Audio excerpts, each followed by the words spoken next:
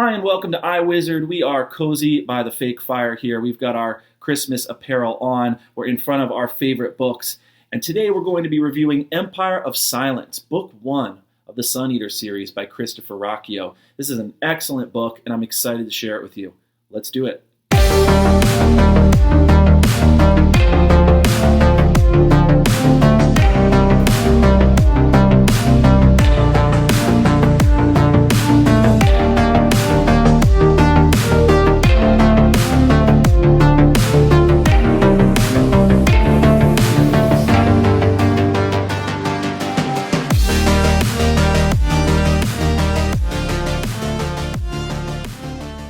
All right, Jordan here. So let's start out with a little bit of summary. What is this book about? This is just a little pastiche kind of synopsis from a few different sources.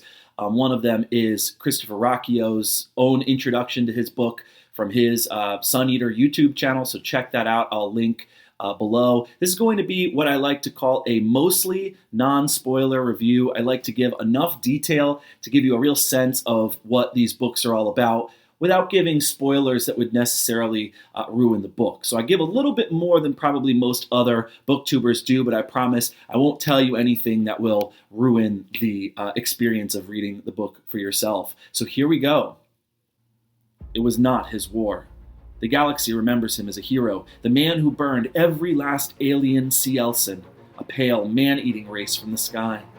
They remember him as a monster, the devil who destroyed a sun, casually annihilating 4 billion human lives, even the Emperor himself, all against Imperial orders. But our protagonist was not a hero. He was not a monster. He was not even a soldier. Empire of Silence is set about 20,000 years into our future, in an age when mankind has conquered a vast portion of the Milky Way galaxy. The protagonist is Hadrian Marlowe, and the story is written in his own words. Born the eldest son of a wealthy archon, Hadrian lives a life of duty and privilege as the Palatine heir of a minor noble house. But Hadrian dreams of a different life. He dreams of seeing the universe, of becoming a scholiast, of traveling amongst the Cielson tribes, and of making peace with their princes. But when his eccentricities bring shame upon his family, Hadrian learns that his father has made plans to ship him off-world to join a seminary and become a priest of the Holy Terran Chantry, the state-sponsored cult dedicated to the worship of humanity's long-lost and ruined homeworld, Mother Earth. At the Chantry College, Hadrian will be ensconced in the faith, learn to torture heretics, and become a brutal inquisitor. But Hadrian has other plans. He wishes to run away, to become the scholar and adventurer he feels he was always meant to be. Unfortunately, those plans go awry. On the wrong planet at the right time for the best reasons, Hadrian Marlowe starts down a path that can only end in fire. He flees his father and a future as a torturer, only to be left stranded, penniless and alone, stripped of his nobility on a strange backwater world. Forced to fight as a gladiator and navigate the intrigues of a foreign planetary court, Hadrian must fight a war he did not start for an emperor he does not love against an enemy he will never understand. We learn on page 1 that Hadrian is the man who murdered a son, who defeated the bloodthirsty Cielson, who lives in infamy for having ripped the heart out of a star. Hadrian Marlowe has been called by many names, but few know his true story. On his journey, Hadrian experiences friendship, love, loss, and corruption as he navigates the complexities of a beautiful but dangerous world. All right, that's just a little taste there for you. Now, before we get into, as usual, what I liked and what I disliked about this book, I want to start out with a bit of context. Empire of Silence is the first book in the Sun Eater series, published by Daw Books in the US and also published by Gollancz in Great Britain. This first book was published in 2018. I believe Christopher Ruocchio was like 22 years old. I have no idea what I was doing at the age of 22, so that is really impressive. And the art here is by Sam Weber. I have the second book in the series here. This one is called Howling Dark. It was published in 2019. Love these beautiful covers. This one is by Kieran Yanner. I think all the other books in the series are done. The art is done by Kieran Yanner. This third book is called Demon in White. This was published in 2020. Beautiful, beautiful cover here. As you can see, these are beefy hardcover tomes. And I believe the fourth book in the series, which is called Kingdoms of Death, is coming out in a few months. February 2022, I believe, or is it March? Anyhow, correct me if I'm wrong, Christopher. The artwork is by, again, Kieran Yanner. And then if you're interested, there is a side story. I believe the author calls this volume 1.5, and that one's called The Lesser Devil. It's about 205 pages long, and so it's basically a novella. And I think it tells the story of Hadrian's brother, Crispin. So these books are set within the Solon Empire, which I want to say a couple of things about here at the outset. For more than 16,000 years, having discovered and settled tens and later hundreds of thousands of colony worlds, the Solon Empire has discovered over the years that human beings are not alone. In all this time, humankind has discovered dozens of alien races. They're called Xenobites, but none of them are really more advanced than human beings were in, say, the Middle Ages, right? So they're a little bit undeveloped. They haven't reached the same place that we've reached. They're not as advanced as we are. That is until humanity meets the Cielcin. The Cielcin are these man-eating, pale, marauding creatures that travel in migratory clusters, in hordes. They live in asteroids and moons. They roam from place to place. They strip planets of their resources. They carry off humans as slaves, and they've been basically plaguing humanity for a really long time. So when the book starts, humanity has been at war with the Cielcin aliens for hundreds of years. So with everything that happens in this book, this war with the Cielcin is going to constantly be in the background. So this is an empire at war, and Hadrian at the start of the book, I will say, is kind of far removed from that war. He's kind of abstracted from it. He really hasn't had to experience it. He has only really studied it abstractly. Another thing I should mention is that the world building, the politics, the names, the cultural practices, all of this takes inspiration from ancient Rome, ancient Greece, ancient Rome. There's a similar class structure. There are the Palatines are the highest class, and then there are the patricians and the plebs. The names in this book, the planets, the people, the systems are named after real places and people from Greek and Roman history, just names you'll recognize from Western civilization. There's a planet called Ozymandias. Some people say that there's a little bit of a similarity here between this series and Red Rising series by Pierce Brown. I haven't read Red Rising, so I wouldn't be able to comment on that. But one of the things that I liked about this book is, as an English and philosophy person, were the constant references to Shakespeare and Cicero and to classical literature and mythology. So I really liked that. The world felt strange and futuristic and alien, but also in some ways quite familiar. All right, so let's get into what I liked. Let me just start by saying this, you guys. I wanted to get some of the business aspects out of the way before I started gushing about this book. This is one of the best sci-fi novels I have ever read. The writing here is so good. This is literary quality science fiction, but it's not navel-gazing. It's not overly dense. It's a great story. This is beautifully written. It has compelling characters and an interesting plot. Right now, I'm going to say at this point, having not yet even finished book 2, I have to say that if this series goes on the way that it's going, if the writing, the story, the characters continue to be this gripping and engaging, this series is going to rank up there with Dune, with Revelation Space by Alistair Reynolds. I can't promise anything, but I can say that this is what my life is all about right now, is following Hadrian along his journey and learning more about him and going along for this wild ride. And so let's get into a few of the things that make this book so special. Thing number 1, I personally just like, I like science fiction that is far-flung, that feels a bit foreign and strange. I'm really not the biggest fan of sci-fi that takes place 25 years in the future when we're attempting to colonize the moon. or Mars or something like that. I've always been a fan of that kind of bold, daring, romantic science fiction that tries to extrapolate deep into the future and that spans multiple galaxies and star systems. This is one of the reasons I'm such a big fan of Alastair Reynolds. You'd be hard-pressed to find an Alastair Reynolds novel that isn't set at least 500 to 600 years into the future, and oftentimes much further than that. And that's one of the things I actually like about Dune, is that it is set so far into the future.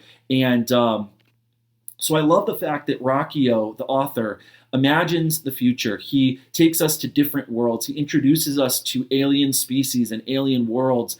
But he also isn't afraid to show us the dark side of human beings and the fact that human nature doesn't really change. So another thing I want to say is that some people say that this book is Name of the Wind meets Dune. And I understand why people would say that, but I don't think that that's true. I know Christopher Ruocchio's publisher wanted to make that connection to sell more books, which is totally understandable.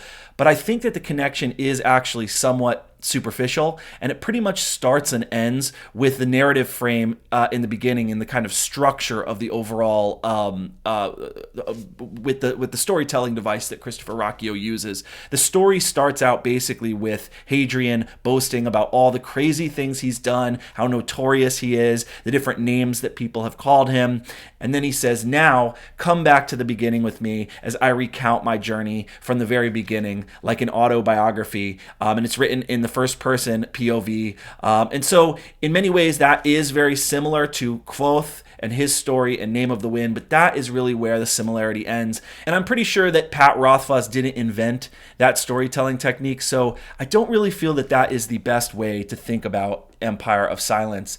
Now, I know that people have a habit of taking these things way too far, and that there's probably too much of this kind of reductive comparison porn going around, but I'm going to do it anyways because I am a geek and that is what geeks do. I would say that Empire of Silence is much more like a combination of Game of Thrones and Dune.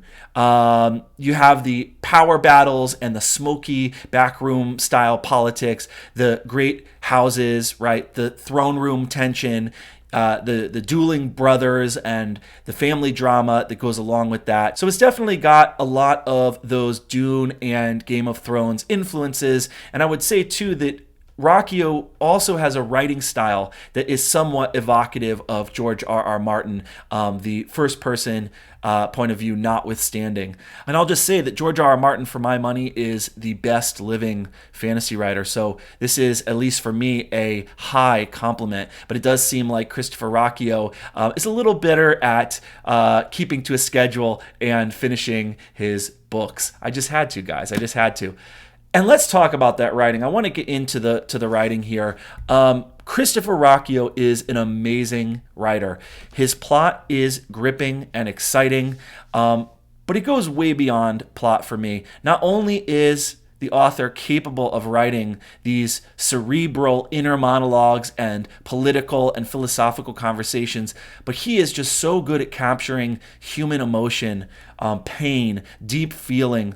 And I'm thinking of scenes like the one with Tor Gibson, just utterly heartbreaking, and then other scenes like some of the ones on Imesh with Kat, and then later Valka with that sort of inner agony that Hadrian is going through. And I want to say about those scenes with Kat, it's kind of amazing that someone who has never been a street urchin, someone who's never been homeless, I assume Christopher Ruocchio has never been homeless, can write with such clarity and accuracy and evocativeness about the plight of street people. He really works to get the details right. Just basic questions like, which vendors can I frequent where the shop owners won't turn me away? Where can I stand or sit or sleep where I won't be moved or taken away by the authorities?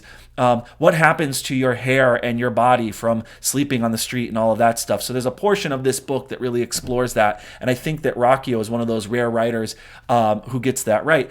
And this is important to me because it's something that far too many speculative fiction authors, especially fantasy writers, do very poorly, I have to say. So look, I'm going to use Brandon Sanderson as an example, and I'm hoping that the Sanderson fandom will give me some grace here because I actually do like Brandon Sanderson. I like his writing. I like his stories. Mistborn is fantastic. It's a great story. Way of Kings and that whole series is very impressive. Sanderson does some really impressive things there with the world building. But that being said, where Sanderson falls short for me is when he's writing a scene where the main character encounters a street person or a fisherman or a soldier or a barfly or any gruff lower class person. It always feels with Sanderson like a Disney caricature.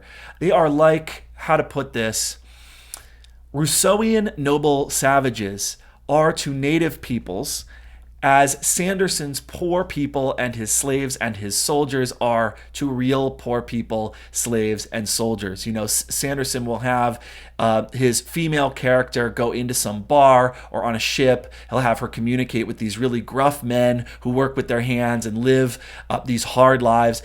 And she'll come in and be all tough and witty, and they're just like, yeah, man, she's tough. Oh, we don't want to mess with her. And they feel like Disney characters, right? And you see this in a lot of fantasy. It just doesn't feel authentic. Whereas someone like George R. R. Martin or even Steven Erikson or Joe Abercrombie can do that in a much more plausible and convincing way. Ruocchio does this well. The world feels lived in. There's a degree of realism. The people feel real. Their lives feel urgent. The poor people feel like they're poor people, and their struggles feel like real struggles. What else did I like? I loved the main character, Hadrian, his inner yearnings, the way that he reasons his way through problems, the loves and the desires that he feels, the anguish, the vulnerabilities that he regularly expresses. He feels like a real human being. I also liked the tension in the story. I like stories with a lot of tension, the conflicting emotions and ambitions that we see in Hadrian. He simultaneously hates and respects his father. He doesn't want to be the heir to his father's lordship, but he's also mad with rage that his brother Crispin is being favored as his father's heir. He admits that he doesn't even really want the title. He just wants his brother to not have the title. What he really wants to be is a scholiast. And that is basically the central inciting problem, is that his father, basically to punish him, sends him away to join the chantry so that his father can have a connection on the inside and sort of wield those levers. And as we find out very early on, this is not something that Hadrian will stand for. And so again, with the tension, once Hadrian leaves his home, he can't go back. Once he takes on a new identity, he can't reveal his old one. And thus, he can't really get too close to people. Again, just adding on to that, this book has excellent story dynamics. We want so badly for Hadrian to get to that place that he wants to go, to be who he's always wanted to be, but obstacles just keep getting thrown in his way, and they're not phony obstacles. They're central obstacles that are key to the story and that need to be resolved. I have to say, too, it was genuinely difficult to predict what was coming in this book. The story starts out on Delos in Devil's Rest, and you think the whole plot is going to take place there. There are all these family dramas, these injustices against the downtrodden, the business with the consortium, and who is going to get to be Lord Alistair's heir. You become attached to characters like Tor Gibson and Crispin, Felix Martin, Sir Robar. You get wrapped up in that whole world. Hadrian's possible love interest in this young female officer. And then everything gets pulled out from under you. The rug gets pulled out from under you, and the story begins anew. It's the last thing that you're expecting, and you think that the whole story is going to be about all of these characters that you've met, and once you become attached to them, the rug is pulled out from under you, and you meet these new characters, and you're on an entirely different planet, and you meet these new love interests, and you get immersed in these new dramas. And so again, it's a little bit like George R. R. Martin. Martin's good at doing this as well. This is an author who isn't afraid to pull the rug out from under you, and you just feel like anything can happen at any time.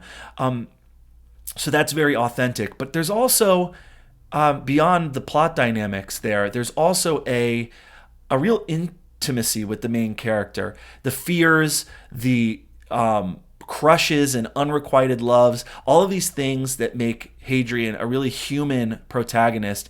They're just so impressively done here by Ruocchio. And speaking of characters, it's not just Hadrian. I liked pretty much all of the characters.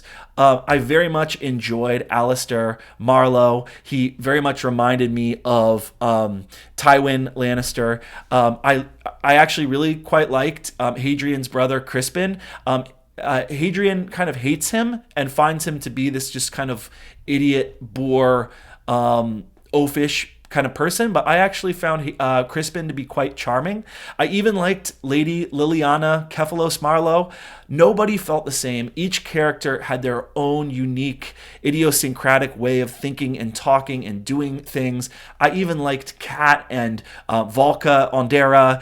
I liked even the antagonists. I liked obviously Hadrian's father, but also Gilliam, the chanter, and some of these other unscrupulous, powerful people. This is a world, this is a story filled with, yes, there are noble, virtuous characters, but there are also a lot of morally gray characters. I feel like it's not one thing or the other.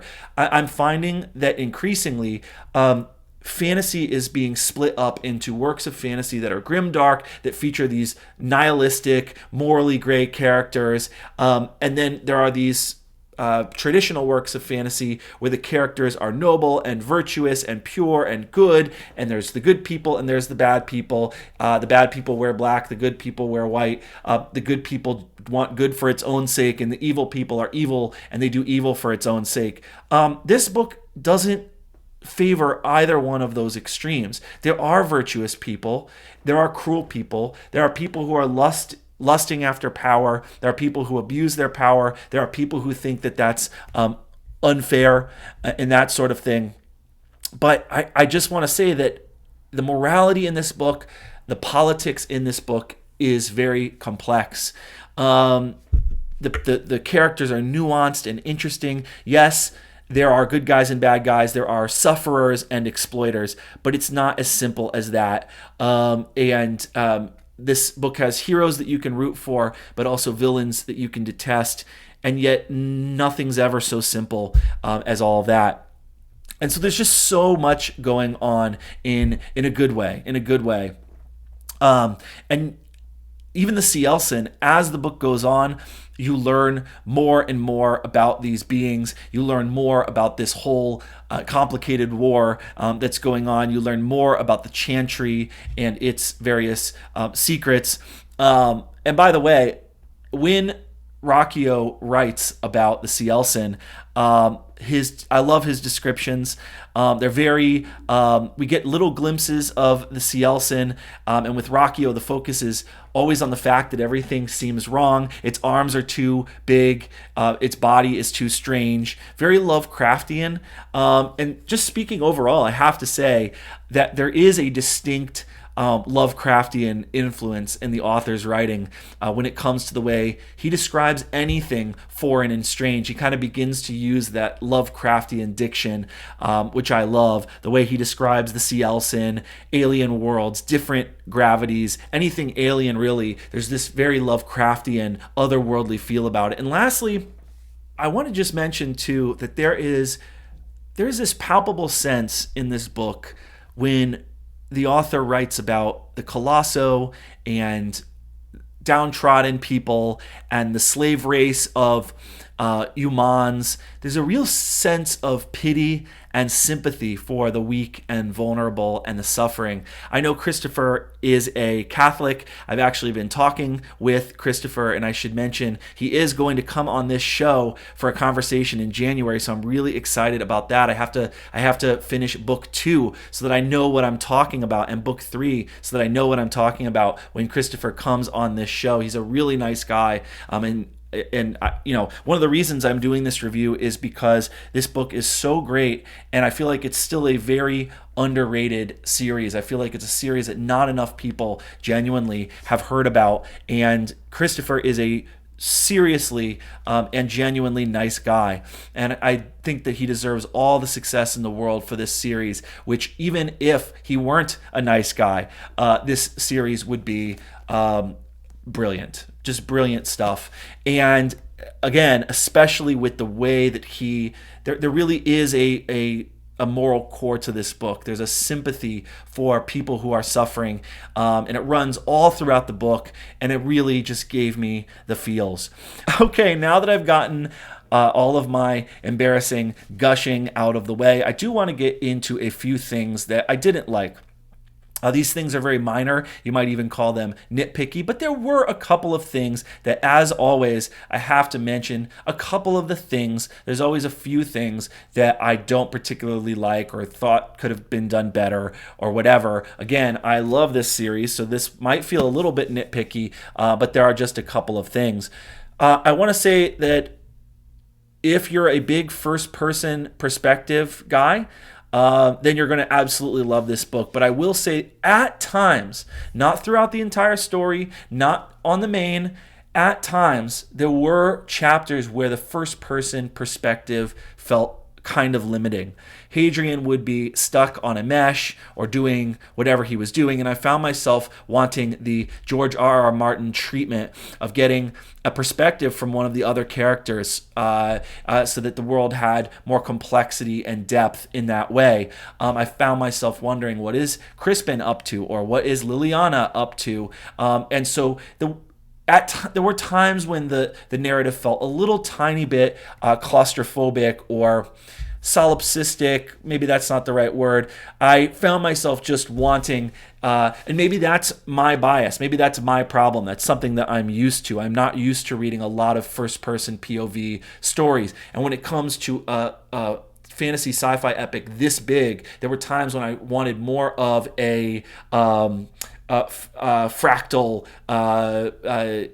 understanding of what was going on throughout the broader world in a way that Alistair Reynolds, for example, is really good at doing. But again, Ruocchio has to work within the constraints of that first-person perspective. It will probably be just as jarring if we had this very intimate first-person perspective from Hadrian, and then all of a sudden we're third-person perspective from Crispin's point of view or something like that, or from Valka's point of view. Another thing, there are a couple of stretches where the story kind of drags and lags a little bit, places where Ruocchio devotes an entire chapter to some event that could have been dashed off in a single paragraph, probably. Some people are going to not like this. That's why I'm putting this in the things I didn't like. I'm not one of them, okay? I'm sorry to gush again here, but reading this book, I wanted it to keep going and keep going and keep going. And luckily, I have several more books to work my way through. But I was personally loving every minute of it, so much so that when there were chapters that dragged on, I just wanted to spend more time with the main character. I just wanted to spend more time in this world, to feel what he was feeling, to go where he was going. And so, if you're one of those people that wants a whiz-bang sort of one thing after the other, immediately just gripping and action-oriented plot, if you're someone who doesn't like world building and deep reflections and philosophy and all of this stuff, and you want the plot to move a little bit faster, yeah, there are stretches where you really get to live in the world. For me, that's not a big problem. But for some people, there are going to be chapters where you're going to say, really, are we still here doing this? But again, for me, that wasn't actually a problem. Another thing that I will just briefly mention, which again isn't really an issue for me, I actually like this kind of thing. I don't mind these tropes and archetypes and things like that. But this story does have some of the cliches and tropes that a lot of fantasy novels have these days. You have the main character who has a fall from grace. He becomes a poor street urchin beggar. Then he falls in love with thieves and lives a life of thieving, then gets rounded up and is forced to fight in the gladiator pits and become hardened and tough. Well, in this case, he actually chooses this fate. And then, of course, the main character becomes he's transformed into someone who is harder, and he understands how the other half of the world lives, and then he has to work his way up to becoming noble again. And so it's got that kind of story arc that at this point we're used to seeing. But again, Ruocchio does it in a way that feels original, that feels fresh, that doesn't feel tired, that doesn't feel cliche. He does it in such a way that I think is really refreshing. And so if you're one of those people that likes that kind of, I don't want to say swashbuckling, but you want to see someone who has that fall from grace, the tragic fall, and then slowly lifts himself up again with the training montages and the fighting and all of this stuff, you're going to get all of that with this book. And yet it's done with, with great skill, and it's done with a level of depth that a lot of these other stories don't have. The last thing I want to say, and this is going to be my biggest criticism, everything I've mentioned so far, really not a big deal, kind of nitpicky. The one thing that I think was a little bit heavy-handed was this book has so many things in it that are lifted straight from Dune. Again, if you're a lover of Dune, if you're a big fan of Dune, you're actually going to enjoy this. I found myself enjoying this quite a bit. The fact that it felt familiar in that way. I love Dune. Dune is probably my favorite fantasy novel. But I did feel at times like the world building borrowed from Dune a little bit too much. That the similarities to Dune were a little bit the elements in this story that seemed to come straight out of Frank Herbert's Dune did feel a little bit heavy-handed. You have great houses, just like in Dune. You have the Empire. You have house shields and family atomics. You have las guns and signet rings and personal shields that only swords can slip through. You've got that Dune-esque early fight training scene. You've got the Scholiasts, who basically act like less creepy mentats. You've got enrichment crawlers, but in this case, it's not spice, it's uranium. You've got a situation where some intelligent technology is banned by the Chantry, and people are still fighting with swords, just like in Dune. The director of the Wong Hopper Consortium is this woman who basically looks like a Bene Gesserit with metallic teeth. You've got some version of the command voice. You've got feasts with guild factionariuses where Hadrian, just like the feast with Paul, teaches everyone how smart he is and claps back at other members of the table. You've even got the slogans. In this book, it's "Fear is a poison" or something like that, which seems to be a play on "Fear is the mind killer" from Dune. There are even lines of description that felt very similar. At one point, the author says about Kyra. Kyra is someone that that Hadrian has a crush on at the beginning of the book. That the curves of her body have, quote, gone to slimness, which is very similar to a line about Lady Jessica in Dune. So there's a lot that is lifted directly from Dune. Obviously, not in a way that is plagiarized or that that feels like this doesn't stand alone as its own thing, obviously. But it does feel like, and again, sometimes this isn't a bad thing. Sometimes what you're seeing here is the start of a tradition, a new way of doing science fiction that Frank Herbert is going to be the progenitor of, and Christopher Ruocchio is just carrying on that tradition. So if you're a Dune fan like me, when I opened this book and I saw all of these similarities, there was a part of me that felt comforted. There was a part of me that instantly recognized these things that I love from Frank Herbert. But there was also a part of me that said, wow, there sure are a lot of similarities to Dune, and maybe there's too many. But all of that being said, there is so much originality packed into this book. Once you get about a fourth of the way through the book, a lot of the things that you feel are a little bit derivative, that seem to be a lot like Dune, those things recede into the background, and this book really does become its own thing. He Ruocchio really just uses some of that Dune inspiration to lay a kind of a familiar foundation, and then he builds his own amazing, rich, unique, creative, original thing on top of that, and it is so satisfying. And if you love Dune like I do, you actually kind of feel like this book is just a little bit of a nod to Dune, or at the very most, it is Christopher Ruocchio carrying on a tradition of science fantasy or scientific fantasy or whatever you want to call it. And there's just so much. This book had the right combination of all of the things I have always wanted to read. It just feels like recently it's felt like there's been something missing from fantasy and sci-fi, and this is the closest a series has come in years to hitting all of those marks I've wanted a book to hit.